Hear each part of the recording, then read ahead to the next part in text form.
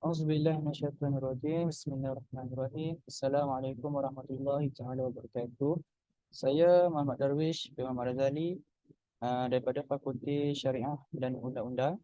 InsyaAllah hari ini saya akan membentangkan kajian artikel kami yang bertajuk Kaedah Pembuktian bagi Kesalahan Jariah Sihir dalam isu-isu kekeluargaan di Mahkamah Syariah Malaysia. Okey, ini gambaran keseluruhan pembentangan. Okey, kita pergi kepada pendahuluan. Okey.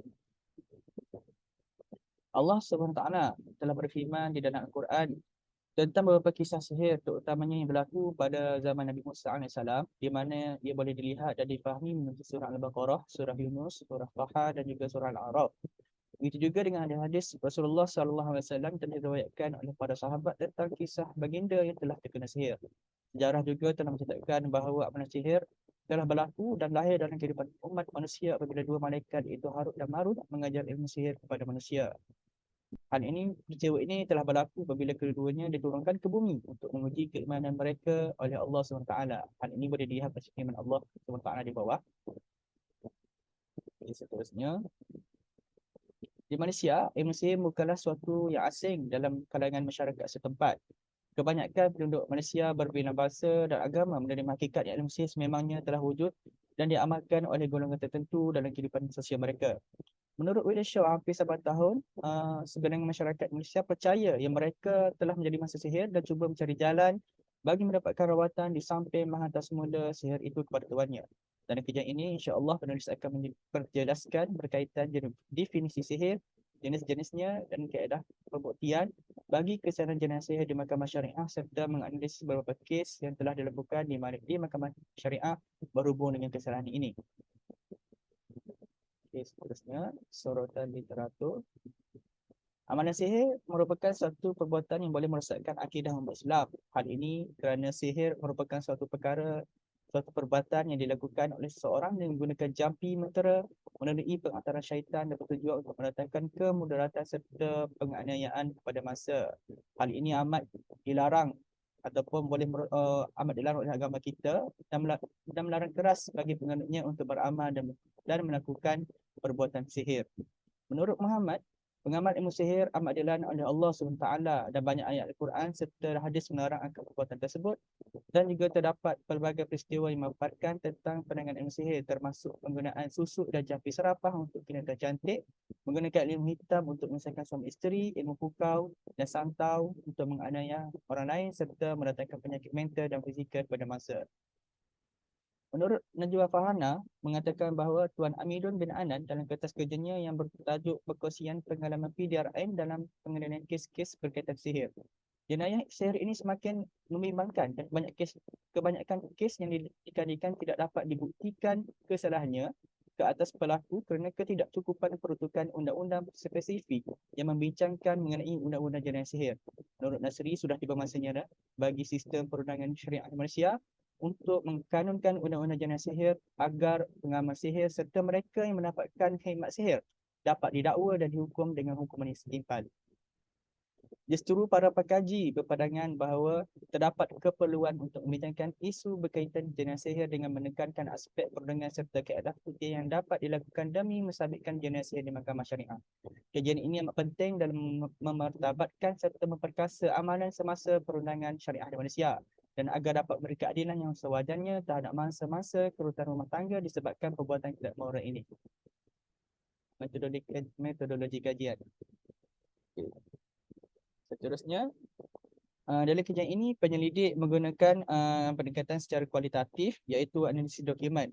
Dalam kertas kerja ini, data yang dikumpulkan dibahagikan kepada dua jenis iaitu data primer dan sekunder. Data primer digunakan adalah seperti Al-Quran, hadis Nabi SAW dan akta keterangan Mahkamah Syariah wilayah-wilayah Persekutuan 997 atau 561, dan juga data sekunder yang digunakan adalah seperti artikel jurnal, kertas kerja, buku, tesis, kes-kes yang dilaporkan dan kitab fiqh. Seterusnya, dapatan dan perbincangan. Okey, definisi sihir dan jenis-jenisnya. Kamus Dewan Bahasa dan Pustaka telah mendefinisikan sihir sebagai azimat atau sumpahan. Okey, tarikh sihir atau sihir ialah penyanyian dan kesepakatan yang dibuat secara antara pengamal sihir dan syaitan atau jin, seperti menetapkan untuk pengamal sihir melakukan perbuatan tertentu yang haram atau syirik, dan sebagai balasan bagi mendapatkan pertolongan dan kepercayaan pada syaitan dan jin tersebut bagi memenuhi hajat dan keperluan pengamal sihir. Menurut Bali, terdapat banyak jenis-jenis sihir, di antaranya ialah sihir at-tafriq, pemisah, sihir al-mahabbah, cinta, sihir at-takhyil, jema'an objek yang palsu, sihir al-junun, gila, sihir al-kumul lesu, sihir al-hawadith, mimpi buruk dan mendengar bisikan, sihir al-marad, penyakit, sihir al-nazir, pendarahan haid yang berturutan, dan sihir melambatkan perkahwinan.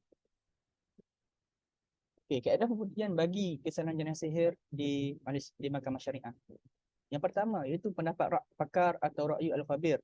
Pendapat pakar atau ra'yu al-khabir merupakan salah satu kaedah pembuktian yang boleh digunakan untuk mensabitkan kesalahan jenis sihir di mahkamah syariah. Menurut Ibnu Qayyim, mendefinisikan pendapat pakar sebagai keterangan yang arif serta dalam suatu bidang. Kaedah ini akan membantu hakim membuat keputusan yang tepat dan dikuatkan dengan pendapat pakar dalam suatu bidang yang tertentu. Keterangan yang dinyatakan oleh pendapat pakar ini secara tidak langsung akan memudahkan pihak mahkamah dalam menyelesaikan kes-kes yang dibicarakan mahkamah dengan tepat dan adil. Daripada dalil daripada Al-Quran menunjukkan kekuatan pendapat pakar sebagai kaedah pembuktian. Melalui firman Allah SWT di bawah. Okey, pertama sekali ialah pendapat forensik. Menurut Ismail, pendapat pakar amat diperlukan dalam menentukan bahan-bahan yang biasa digunakan dalam ilmu sihir seperti kibisan pakaian, cap jari, darah, kesan tapak kaki dan alatan-alatan yang digunakan. Dengan adanya keterangan daripada pakar forensik ini, maka pengesanan untuk mensabitkan kesalahan penjelasan sihir dengan mudah dan tepat. Okey, yang kedua, pendapat pakar yang tahu akan ilmu sihir. Menurut Sulaiman, mana-mana individu yang mempunyai pengalaman luas dan diiktiraf oleh masyarakat sebagai pakar perubatan Islam boleh dianggap sebagai seorang yang handal untuk memberi pendapat. Hal ini berdasarkan Seksyen 33 Akta Keterangan Mahkamah Syariah Wilayah Persekutuan 1997, Akta 561. Kita dapat lihat akta tersebut ada menjelaskan pentingnya pendapat pakar dalam menentukan suatu bukti tersebut. Okey, seterusnya. Okey, oleh itu mana-mana pasangan dalam kes perceraian mendakwa bahawa terdapat penggunaan sihir bagi tujuan untuk memusnahkan perkahwinan, mahkamah boleh menggunakan keterangan pakar yang ditugaskan oleh mahkamah atau mendakwa raya untuk mengenal pasti dan mengesahkan beberapa perkara, iaitu yang pertama, pengesahan benarkah gejala yang dialami masa adalah akibat sihir. Yang kedua, jauh manakah ilmu sihir yang digunakan menjejaskan keadaan mental dan fizikal mangsa. Yang ketiga, adakah terdapat perkaitan antara gejala, barang sihir dan kesan terhadap mangsa. Yang keempat, adakah terdapat bukti ataupun karinah yang boleh dikaitkan dengan tuntutan yang dibuat dan lain-lain perkara yang berkaitan. Ini adalah contoh kaedah pengenalpastian dan pengesanan daripada pakar. Kaedah ini dilihat bersesuaian mengikut peruntukan Seksyen 33 Enakmen Keterangan Mahkamah Syariah Negeri-Negeri Malaysia yang memberikan kuasa kepada mahkamah untuk memanggil pakar dalam mana-mana sains atau seni untuk memberi pendapat di mahkamah. Seterusnya, Al-Qarinah.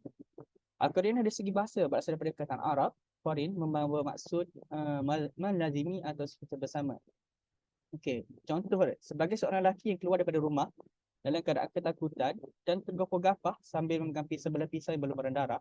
Dan apabila orang masuk ke dalam rumah tersebut, didapati ada orang telah mati disembelih. Keadaan ini boleh dijadikan bukti bahawa lelaki tersebut telah membunuh walaupun mereka tidak melihat lelaki itu melakukan perbuatan penyembelihan tersebut.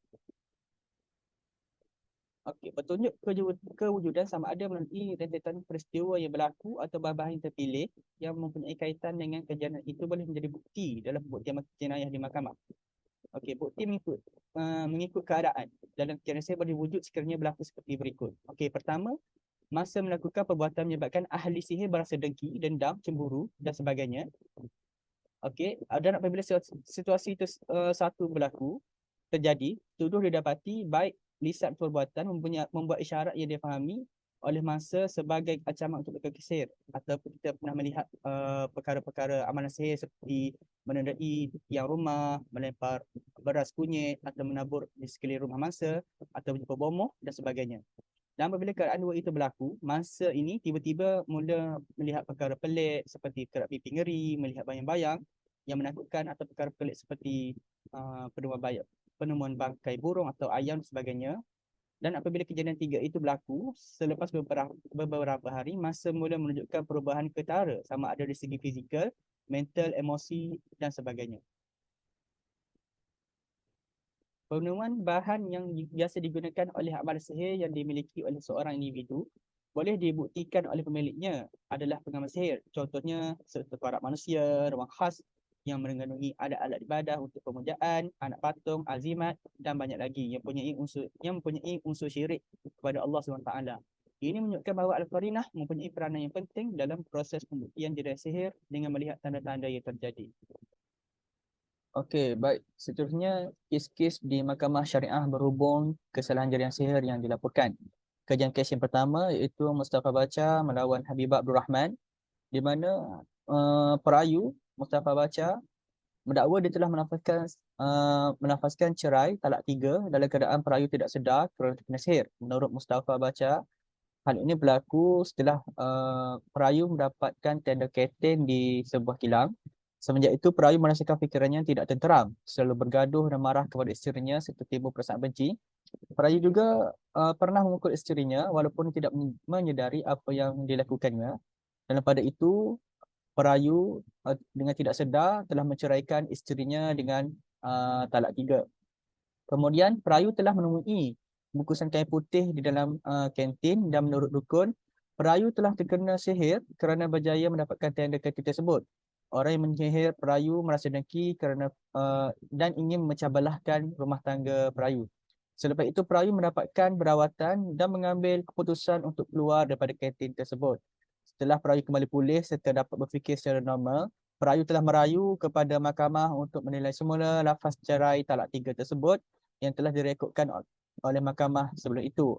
Namun, Hakim Mahkamah Rayuan memutuskan bahawa kes itu tidak dibicarakan secara menyeluruh dan memerintahkan yang dibicarakan semula kerana kegagalan Hakim Mahkamah Rendah Syariah mendapatkan pendapat pakar Ra'yul Khabir berhubung isu tersebut. Hakim yang arif mencarahkan supaya perawat yang merawatnya dipanggil untuk mendapatkan pendapat pakarnya. Okay, seterusnya, kajian kes yang kedua, Wan Nur Surya, di mana pemohon telah memohon kepada mahkamah untuk membubarkan perkahwinan kerana unsur keinginan daripada pihak pemohon. Menurut Wan Nur Surya, pemohon ada perkenalan dengan responden iaitu Muhammad Nasir bin Ismail. Selepas 2 hari berkenalan dengan responden, pemohon telah diculik dan dikurung oleh responden serta kawan-kawan responden di suatu kawasan kelapa sawit. Pemohon mendakwa dia telah didera serta ditampar, disepak dan diterajang serta terus diawasi oleh responden dalam keadaan sedemikian selama sebulan. Antara itu, bapa pemohon telah membuat laporan polis berhubung kejadian, kecantikan pemohon dan responden menjadi buruan polis. Kemudian responden melari pemohon ke Thailand untuk dikahwinkan bagi mengelak menjadi buruan polis. Semasa dalam akad nikah di Thailand, pemohon berada dalam keadaan tidak sedar dan dikahwinkan secara tanpa kerelaan pemohon. Setelah itu, hakim memutuskan ada unsur sihir semasa pemohon berada dalam tahanan responden dan juga semasa akad nikah di Thailand. Walaupun tiada pertukan undang-undang yang khusus berhubung dakwaan sihir, maka kes diputuskan atas dasar tiada persetujuan pemohon. Seterusnya, kajian kes yang ketiga, Muhammad Hamran, Baba Nazir Khan dan Yani Yuhani, di mana pemohon iaitu Yani Yuhana telah memohon kepada mahkamah untuk membubarkan perkahwinan kerana pemohon telah disihir oleh plaintiff. Walau bagaimanapun, menurut Hakim Mahkamah Syariah Abdul Walid Abu Hassan, pemohon iaitu Yani Yuhana selaku defender gagal memanggil saksi dan menimbulkan keraguan untuk membuktikan dakwaan itu, walaupun defendant telah mengemukakan laporan polis dan juga surat daripada Pusat Perubatan Islam Darul Syifa kepada mahkamah. Menurut hakim, defendant iaitu Yani Yuhana kelihatan sedar dan waras ketika majlis perkahwinan yang diadakan di Pakistan pada 2 April 2009, serta defendant yang kelihatan ceria seperti yang dilihat dalam album foto perkahwinan. Dalam kes ini juga terdapat unsur-unsur sihir yang kurang tata cara, prosedur dan perincian, maka unsur sihir itu tidak dapat dibuktikan. Okay, kesimpulan. Perbuatan jenayah sihir yang melibatkan penggunaan ilmu sihir adalah antara satu penyakit dalam masyarakat yang sehingga kini tiada penawarnya. Jenayah ini sudah jauh menular ke dalam sel-sel kehidupan masyarakat dan menjadi barah yang sukar untuk diubati. pengaplikasian undang-undang bagi merawat gejala ini sangat perlu memandangkan ia sudah sebati dalam masyarakat dan tersebar luas tanpa mengira sepadan negara dan bangsa. Dan oleh hal yang demikian, dalam usaha merangka satu mekanisme perundangan yang mampu menangani masalah jenayah sihir ini, timbul beberapa isu, persoalan dan juga cabaran yang menjadi penghalang dan sekatan dalam menuju pelaksanaan undang-undang jenayah sihir di Malaysia. Lantas, satu itu perlulah dinilai secara teliti dan dianalisis secara mendalam agar jalan yang terbaik dapat dicapai. Keterlibatan semua pihak juga memainkan peranan yang penting, terutamanya pihak kerajaan dan ahli parlimen. Mereka perlulah melahirkan dan menunjukkan rasa sokongan yang padu ke arah mewujudkan peruntukan ini. Tidak ketinggalan juga ahli-ahli akademik, pakar perubatan Islam, pihak polis, PDRM serta badan-badan yang berautoriti seperti JKSM dan JAKIM juga perlulah berganding bahu dan memikirkan jalan terbaik ke arah mewujudkan undang-undang jenayah sihir di Malaysia. Jika segala isu yang timbul dapat dicari titik penyelesaiannya dan cadangan telah disusun dengan rapi menjadi aplikasikan, maka tidak mustahil Malaysia akan berjaya mewujudkan peruntukan khusus berkaitan dengan undang-undang jenayah sihir. Itu sahaja daripada saya. Terima kasih. Jazakallahu khair. Assalamualaikum.